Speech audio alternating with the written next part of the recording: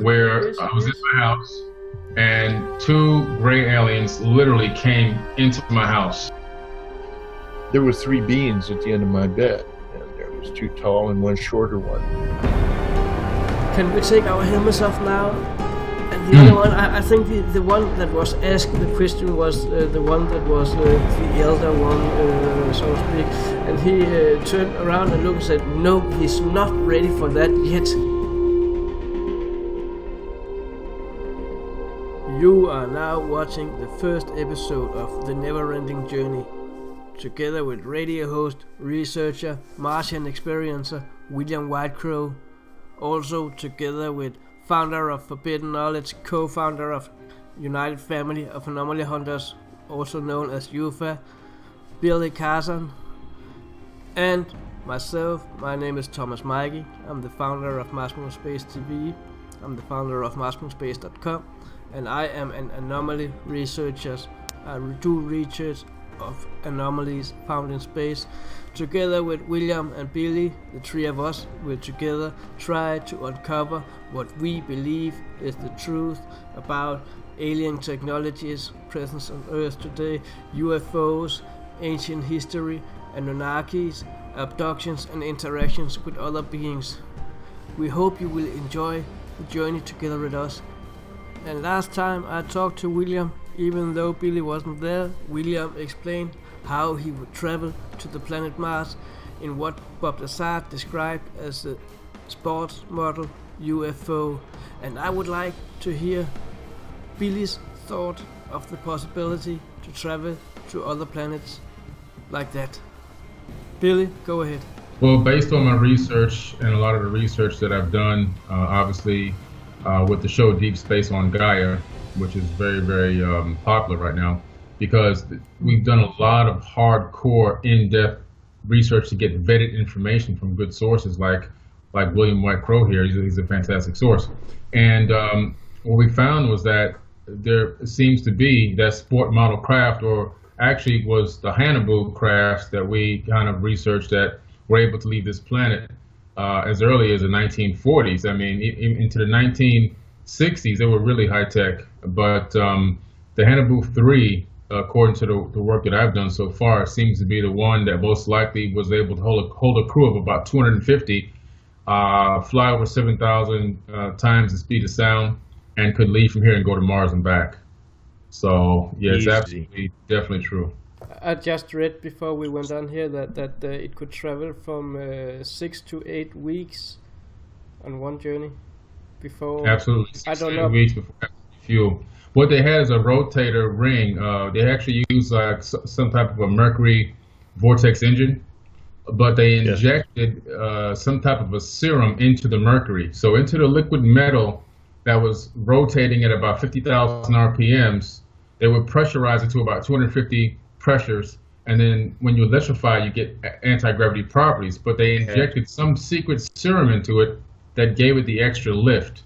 But there was also some thrusting capability that it needed to maneuver, and that's why after so many weeks you would have to come back and refuel. Mm-hmm. Does it sound familiar to you? That's it.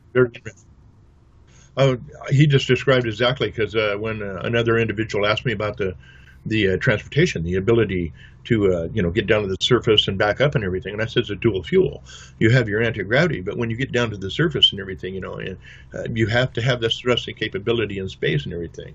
It's really very important. When you're close to a planetary surface, it's a lot easier because you do have a gravitational field, you have atmospheres, no matter what they may be made of, something that you can work with, and very, very true, That's how come when I heard that he was going to be on, I was kind of inspired, really, because we had somebody that knew the technology.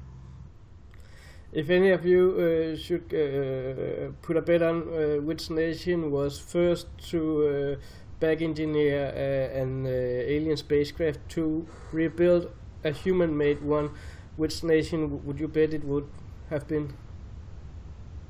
Oh, they back engineered so much. This breakaway society that I talk about, they have technologies that if we had right now in regular civilian life, a lot of the problems we have right now, we wouldn't have. It is very simple. We wouldn't have the pollution because power plants producing all this stuff into the atmosphere. We wouldn't have really a lot of the wars or the famines and stuff because that technology is so far advanced, and they just keep it for themselves. They know what is coming down the road. That's how come before the interview and everything, I told you, it's good to see Billy on the show. He's an inspiration of what people need to do. We can't, like I told you, we can't sit on our butts and play video games all day. We have to take our minds and our intellects and raise them higher for the next classification of civilization. That's humanity's only chance. So we have to do something. That's pretty well cut and dried for me. And since we are on the subject UFOs and alien sightings now, I know that both of you have some very interesting experiences with aliens. Billy, should we start with you? Yeah, after I began my initial research on the topic of the potential pending hazards and disasters, and started to form the Fort Chernobyl project, this is when I had a very interesting experience at my house, and we talked about this before actually on an interview, where I was in my house and two gray aliens literally came into my house, and I didn't see them coming in first. The first thing that happened was the room kind of turned purplish or kind of a lavender haze. And I remember looking around going, what is going on here? Now, I was wide awake. It wasn't late at night. I was sitting in my family room watching ESPN sports updates. And my kids were actually in the house. One kid on the other side, a couple of kids on the other side, and my wife at the time was in the master bedroom on the other side of the house downstairs when this happened. When they approached me, they literally got so close to my face that, they were probably maybe 5 to 6 inches away from my actual face. I was sitting down on a couch, and that couch probably had me maybe about 4 feet off the ground, 5 feet off the ground, and I'm sitting up, and they were only at them, with them standing up, they were at my eye level. So they were very short, obviously, beings. But they froze me. I literally could not jump up, I couldn't get up, I couldn't move, and I couldn't scream. When I tried to scream or yell out, you can feel the wind coming up, but no noise. It was like cancellation of sound. And as I told you before, that they didn't actually, from what I can understand, communicate with me telepathically, through words that I can understand. But they did something where something was happening to my mind, and my brain felt like it was shaking in my skull. So much to the point where it was actually hurting, and I was clenching myself. I was like tightening up on the inside, trying to fight off whatever it was. And just as quick as they did that, they left. And they turned around and they literally, they have this funny walk, and they left. And I was sitting there completely horrified. I'm not gonna lie, completely horrified at what just happened, and completely, in disarray. And I went around the house asking everybody, did you see, did you hear? Nobody heard or saw anything. And then like within the next few days, I started really grasping some extremely difficult quantum physics, mathematics, coding for different types of programming. It really was bizarre, and I became obsessed with it to the point where I actually had to delve into it more and more and more. I wouldn't sleep for days, and I would go, my record was 7 days straight up, no sleep, just accumulating as much information, mostly on quantum physics, as I possibly could. So it was a very interesting experience, and since then I've been really on this path of discovery of anomalies on planets. I don't even know why I started looking into that. I literally went to something that nobody ever told me about. I went to worldwidetelescope.org.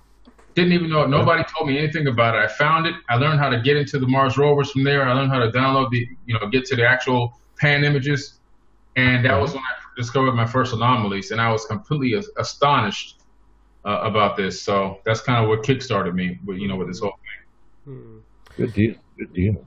This is truly a very fascinating experience.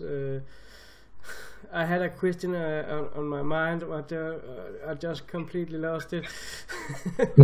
Do you feel like this is some sort of a human upgrade, just like when you're updating your computer?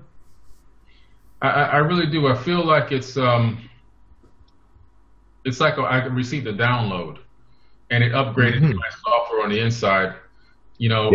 there's some scientists that discovered that you can actually encode computer programming onto DNA.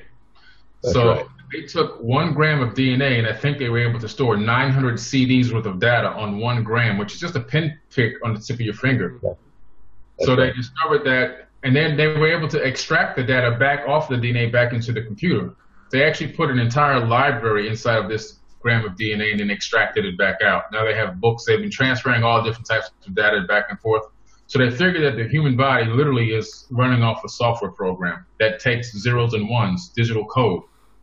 And whatever these entities did to me, they downloaded, a forced downloaded something into my body, into my DNA, I think on a genetic level, that has raised my IQ or raised my conscious or my awareness to a certain level to where I see things totally differently. I understand things totally differently. I can put things together or see the outcome of things in different ways that an average person can't.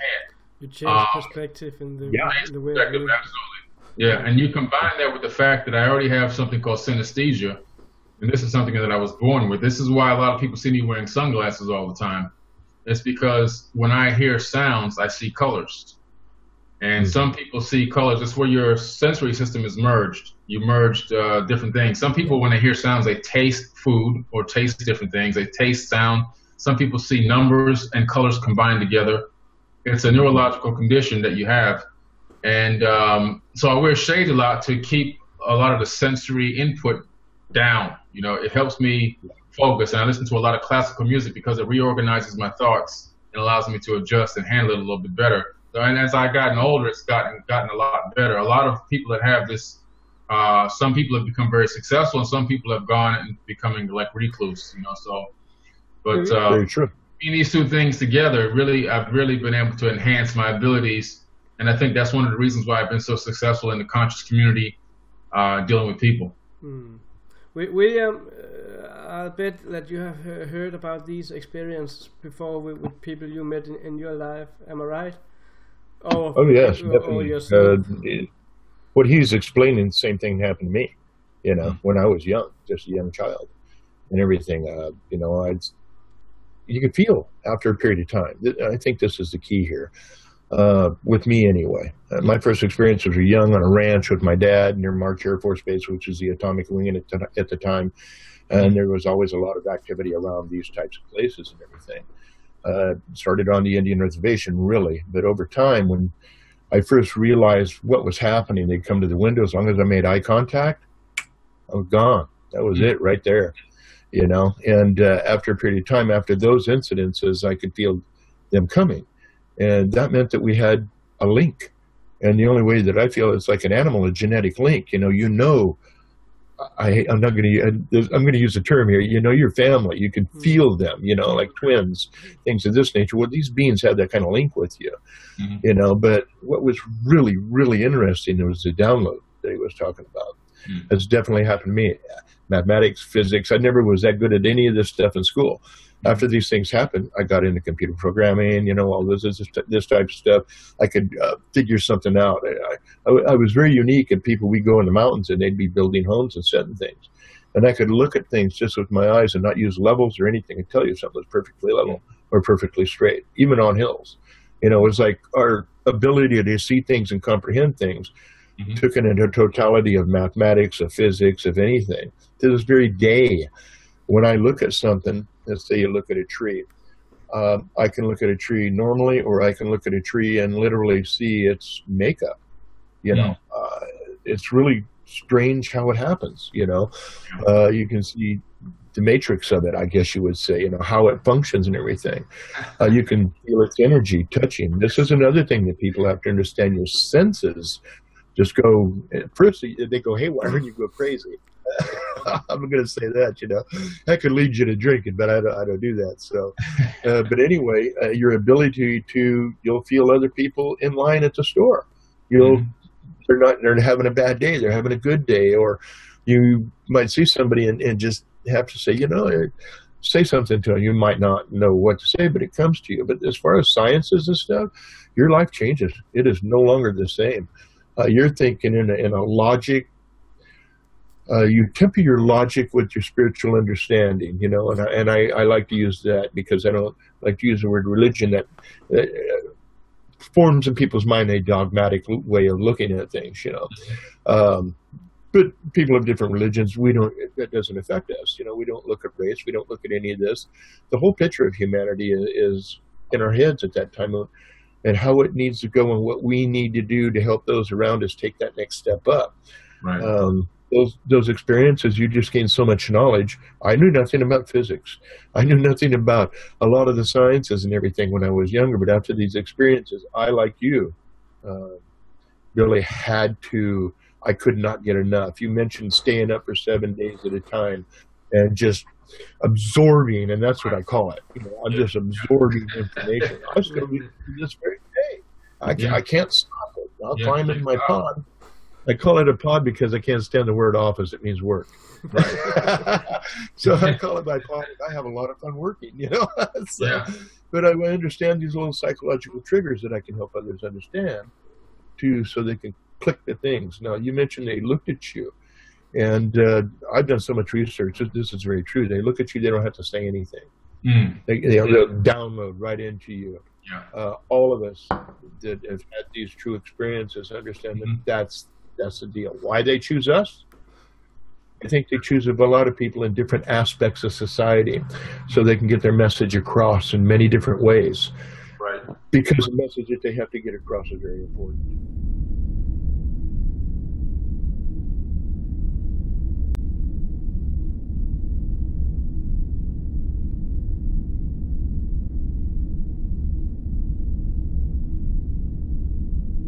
Have any of you seen UFOs close up?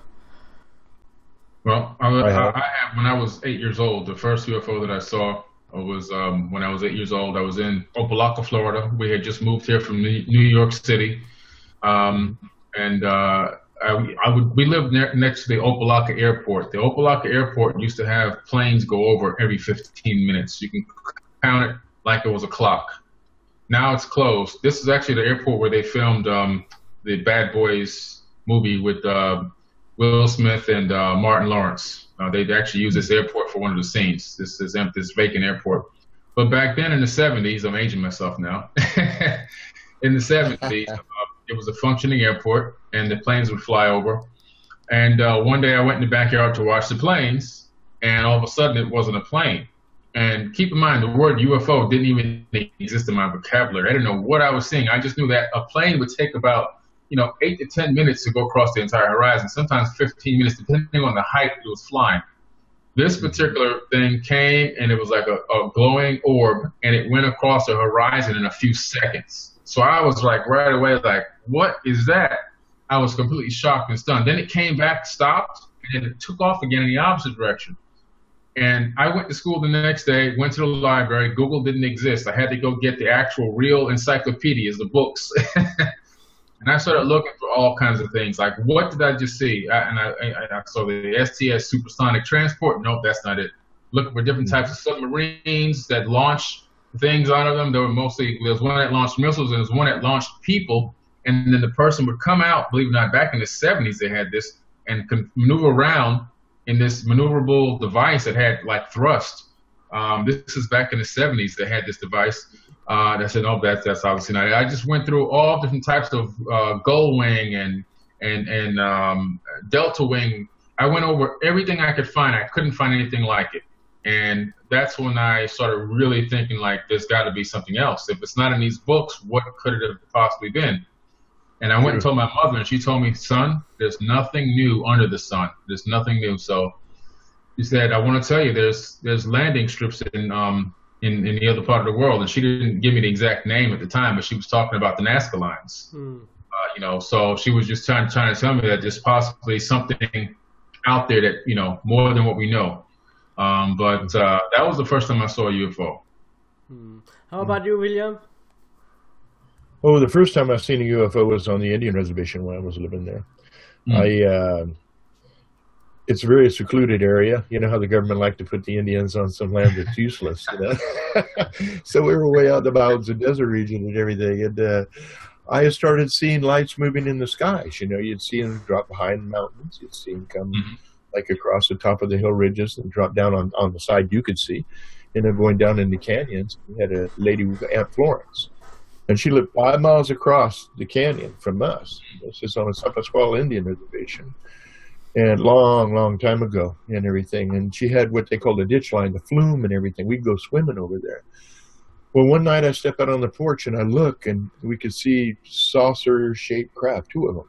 Mm. And they kind of came down over the hill and they're right across and right in between us. And we could see like this bluish type of beam. It looked like a spotlight, you know, but a bluer color, you know. And there was 2 of them, different altitudes. And they stayed out there for about 10, 15 minutes. So I didn't know anything about UFOs or anything like you, Billy, at the time. You know, I'm just kind of like a kid going, whoa, this is very interesting, you know. So we used to go to a lot of drives in Mojave Desert, and we'd drive through the desert. And your car would be going down the road, you're in your car, and you'd look off, and about a mile out, there would be something going right along with you out in the desert where there's no road. And they'd go up and down like this as you're driving along. And we used to, that's when you could lay in the back of a pickup without getting a ticket. We'd just lay back on our sleeping bags and look up into the sky.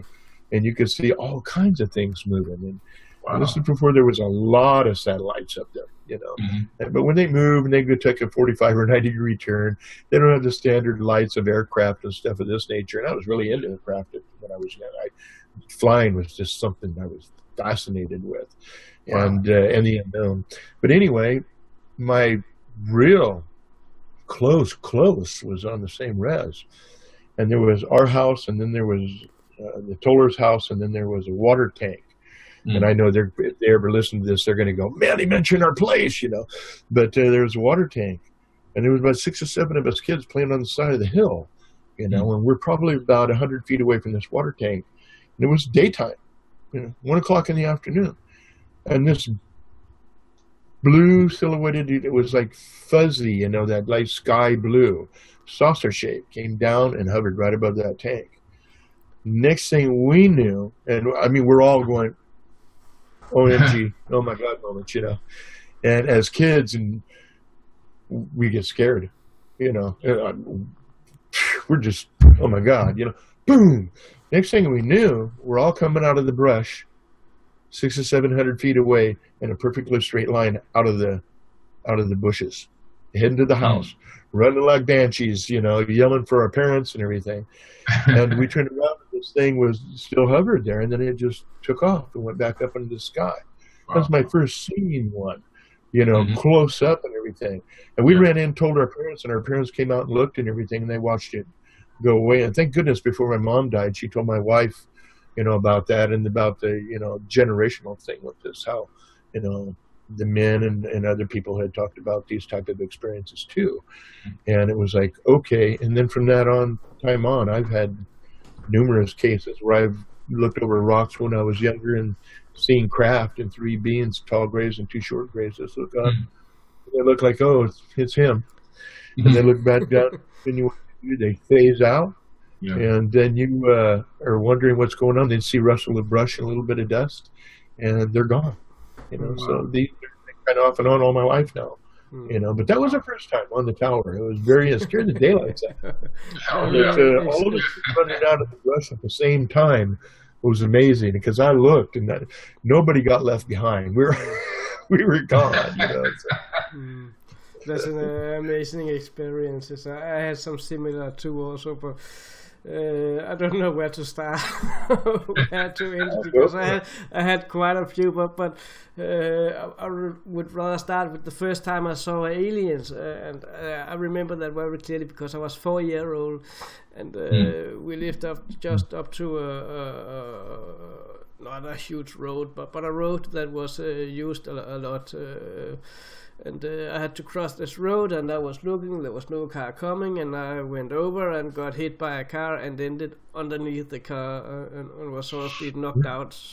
So what I remember from there was that I woke up underneath this car, and I was not just lying underneath, just under the car, I was under the middle of the car, because the car had almost rolled all the way over me, with me underneath it without hitting me with the wheel, so I was just being knocked out. So I was laying with my head something like where the gear transmission would be like that, face up.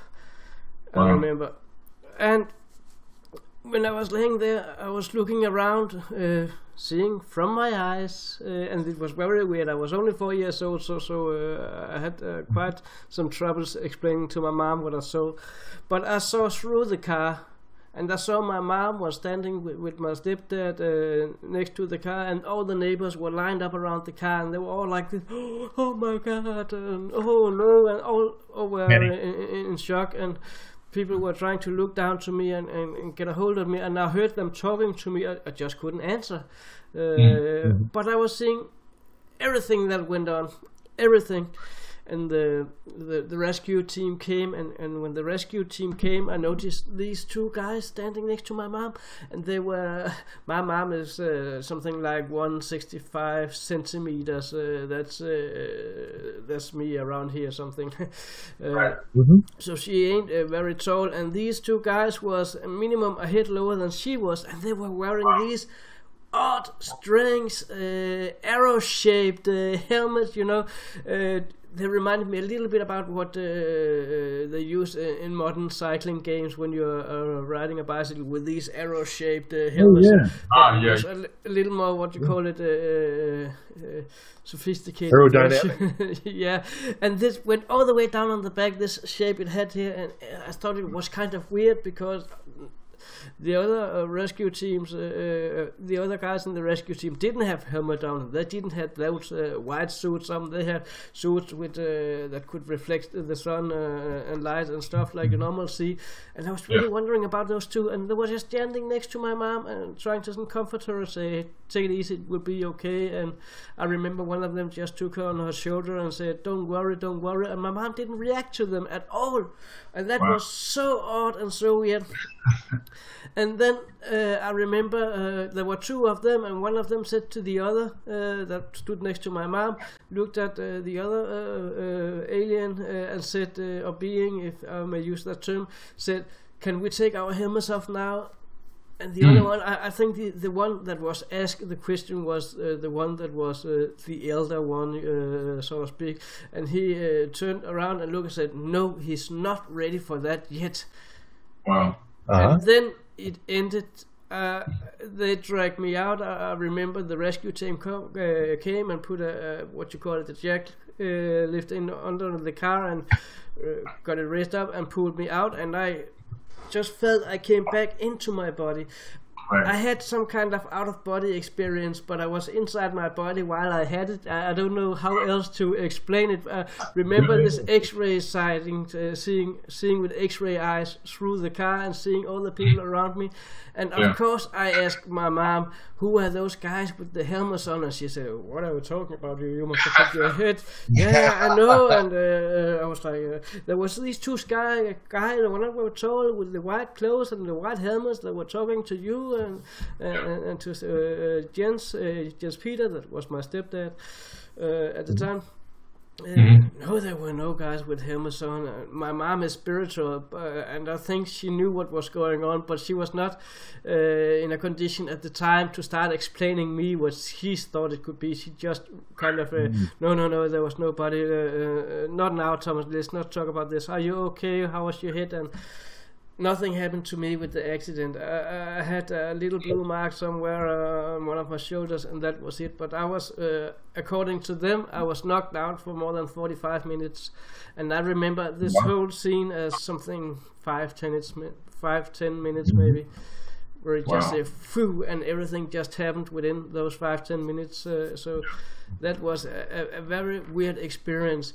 Growing up and gaining knowledge from life itself, I learned about aliens, and I remember that experience I had and came to that conclusion that I was the only one who saw those two beings. I saw them, I heard them, they were there, and I don't think it was anything that my brain imagined, because I didn't know about this before. So normally if you create something in your mind, you create it from something you already have, and I didn't have any experience about that, so I don't think it was something my brain made up.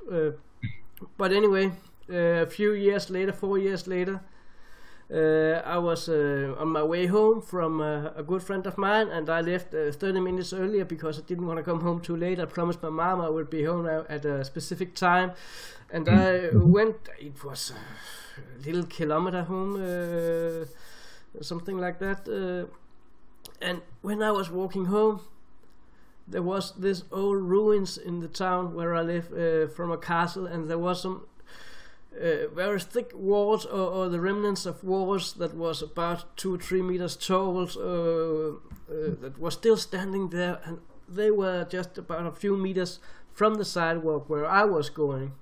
And when I passed those walls, this orb of light just slowly raised up from the wall, from behind the wall, and I was like looking at that and thinking, whoa, what is that? And that was just got up in the air, was just hovering just a few meters above me, and I felt like I was being observed, and it was weird because I was 7-8 years old, and I was looking at this light, and it became more and more bright, but it was not bright in a way so you need to have sunglasses or anything. You could see into the light, and it was really odd, and it became more and more bright, and at one time I thought there's something wrong here, and then suddenly this opening started occurring in the middle of the object, or the orb, that just had expanded itself to be many meters wide. It started with a little ball, and it expanded and became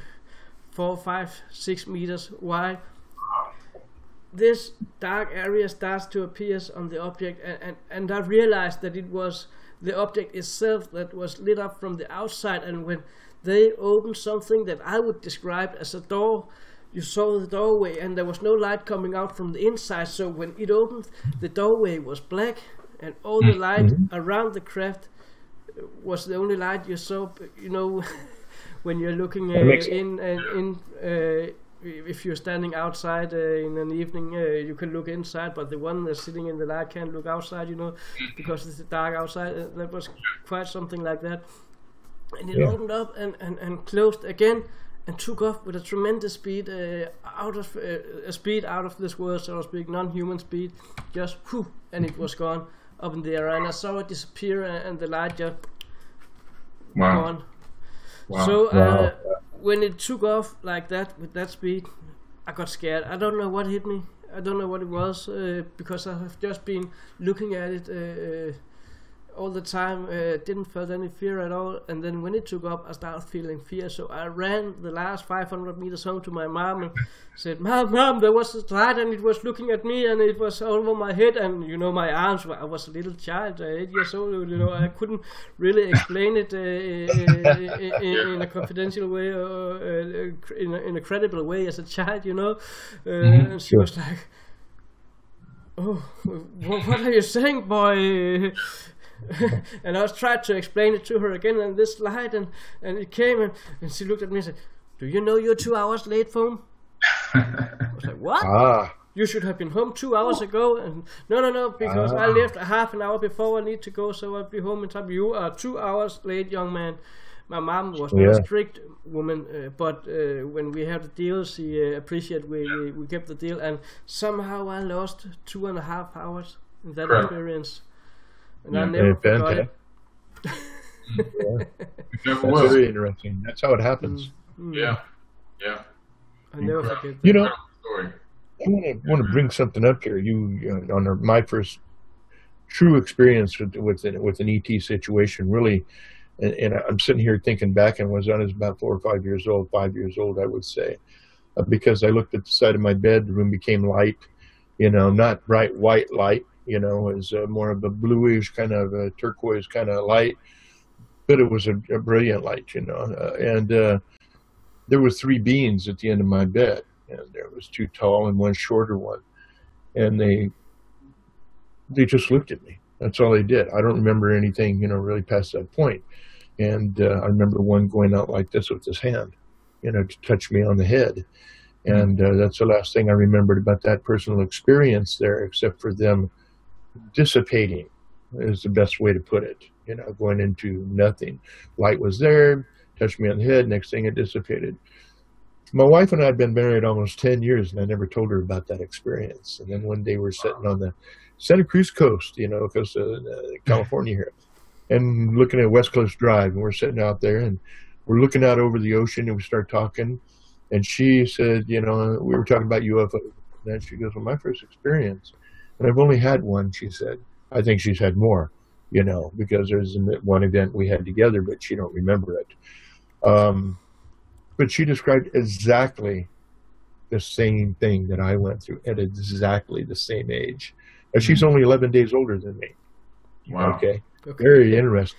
Yeah. Now, my thing is, in the program, I learned over a period of time that they would take people and put them together. Mm-hmm. And they'd follow those genetics and everything. And, I look at my grandkids, and they're way smarter than I was. They learn very fast, like the download thing. And some of them are still kids and this and that. But once I heard that, I started watching family and started talking to family. They had this experience and this and that. And there's been one other couple that's in our family that had this similar experience. So in your experiences, any of your experiences, do you know of people being put together? Well, I'm not sure about being put together. I do know that recently, within the last 4 months, I was contacted by a relative that lives in the UK in London, and his mother is actually my aunt. And he had just discovered that I was the person behind Forbidden Knowledge. And he was like, oh my God, I can't believe it, and everything else, because I used to take care of him when he was a very little kid. He lived in America for a very short period of time before moving back. My aunt lived in London pretty much her whole adult life. She became an actress out there and everything else. But her and my mom, who my mom has passed away now, were very, very close. And I come to find out when you go back to our family line, it turns out that we have some interaction with aliens in the distant past with a megalithic structure that was built on the island of St. Thomas. And this structure is still there. It's made out of granite. And it goes back to the history on it that I was told from them is that our actual ancestors helped the aliens build, these were the exact words, build this structure. And I guess we were the worker bees or whatever you want to call it. And we kept the secrets for them.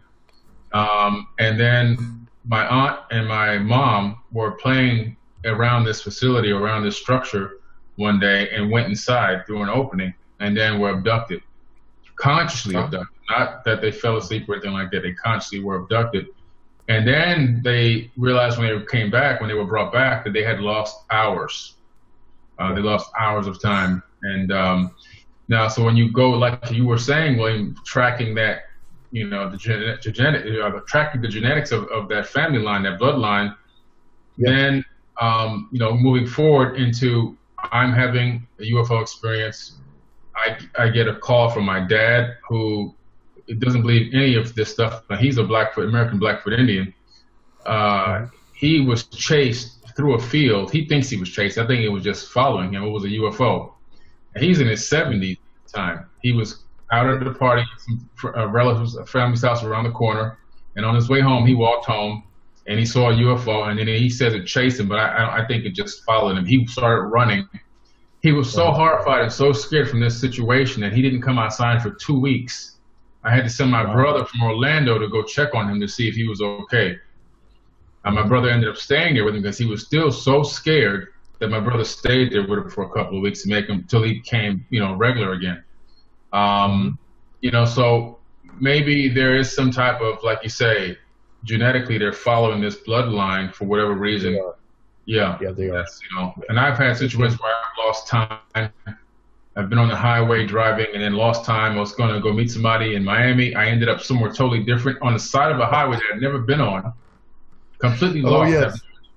Yeah. Me too. What happened? So it's just some very bizarre stuff. One time I went into a restaurant to get some lunch. Just a random restaurant. I saw it. I said, let me just run in here real quick, get a salad before I go to this next meeting because I'm starving. I go in, this gentleman, about 6'9", walks up to me, or maybe I'm 6'10", somewhere in that range, and he walks up to me at the front bar and he says, "Tell me everything you know about the Anunnaki." And I'm like, what? I mean, who does this? And this is before people knew about me being forbidden knowledge, people that I wasn't on TV, and I'm going, wow. and he began to have a conversation with me. He invited me to sit down with him and his wife, and he says, "Don't worry, she doesn't speak a lick of English." And he began to tell me about they were the progenitor, or his ancestors were the progenitors of the Anunnaki. In other words, they created the Anunnaki, or genetically modified, according to him, these entities on this other planet, and which created the Anunnaki. But they were the progenitor race. His race was the progenitor race. And he even sent me some documents, which are unpublished documents, unpublished book documents or writings that have some incredible information in them that, and then he was the first person that gave me this. The second person more recently gave me a book, and I can't mention his name because he doesn't want to be mentioned, and he doesn't want his picture taken or anything. But this person gave me this book that I couldn't even get past the first 2 pages. The information that's in this material is mind-boggling, to the point where even and I say that not to be proud or anything, but I comprehend a lot of stuff, and I teach people about a lot of information and things that have gone on in the ancient past and are going on currently right now. But the content in this information is so powerful and so mind-boggling, I can't even really fully digest it all.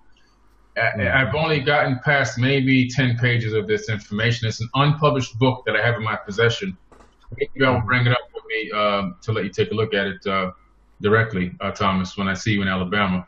But it's amazing. So these are 2 people that I've ran into that I have their contact information that I don't believe are from this planet, or maybe they are from here now, but have deeper connections elsewhere. Yes, that happened to me when I did my 2010 conspiracy conference in California here. I had, after I finished talking on the stage, I walked off, and there were just so many people that had to escort me out into a main hall area. Next thing I know, my wife is sitting there, and here's these 2 people, and this woman, and very nice looking, and the man, very, gentlemanly suits, a little American flag on their side and everything, and they come up and they go, "Well, we know you know about everything about the underground systems and everything, but you don't know about this, about that." And they handed me a file of information, which I've never released, but the information is mind-boggling on what's going on. Right. And so I believe that they're taking certain people out there and letting them know this. They are definitely following your family, my family, things of this nature. Genetically, there's no doubt about that. The experiences that you talked about with your grandmothers and things of this nature, this is common in family general. My grandfather used to say, "I have to leave now, they're coming." And he would leave the house at nighttime. And my grandma would turn around and lock the doors, and he wouldn't have a key. She always kept a key, because just back in the day, that's the way it was. Make sure your dinner's ready and everything, and I'll unlock the door because they lived in the city thing. And for security and everything. And he'd be sitting in the living room drinking coffee, watching TV when she got up at 4 o'clock in the morning. And he'd leave about 10. My dad, before he died, turned around and I said, "Dad, and my dad and I weren't really close because, his lifestyle and everything, mine were different. And before he died, he came to me and asked me if I could help him with herbs and everything. And he was too far gone, too many heart attacks and stuff. And I couldn't. And I had to look him in the eyes and say, "I'm sorry, Dad, there's nothing I can do." And I said, "But I do have to talk to you about something." I says, "On the ranch, I used to have experiences with these beings. They come to the window and everything. And we never talked about UFOs, never, ever in our life brought it up." And he leaned forward over the wood-burning stove, and he looked at me with real concern. And he goes, "Why didn't you tell me? Wow. Why didn't you tell me?" And I just went, whoa. And then we had a conversation from that point on that I really never talked about, but that told me he had very similar experiences, and things of this nature. So the generation is there. You just got to talk to people and find out what's going on. So people out there, if you've had experiences, talk to your other family members, especially your older ones, and see if they have any experience. Might help you wake up.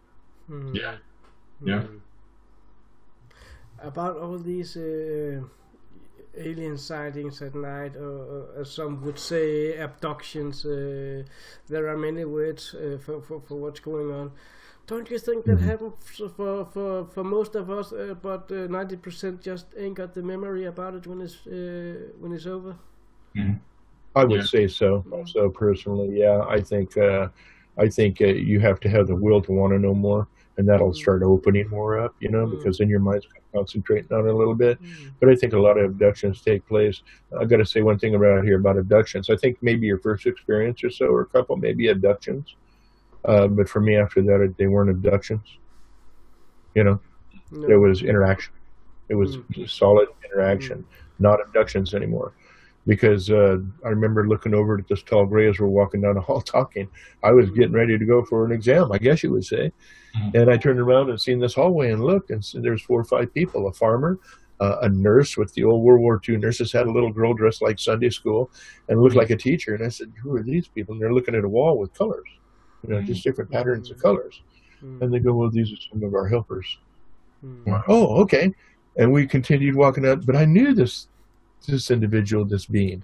It was like, hey, John, how you doing? Good to see you. Let's go. You know, there was no fear, none of that type of stuff. I think once you get past that initial aspect of the abduction thing, people will find out that it's more interaction instead of this fear of, but a lot of people have bad experiences. You know, I think in our mindset of what we understand.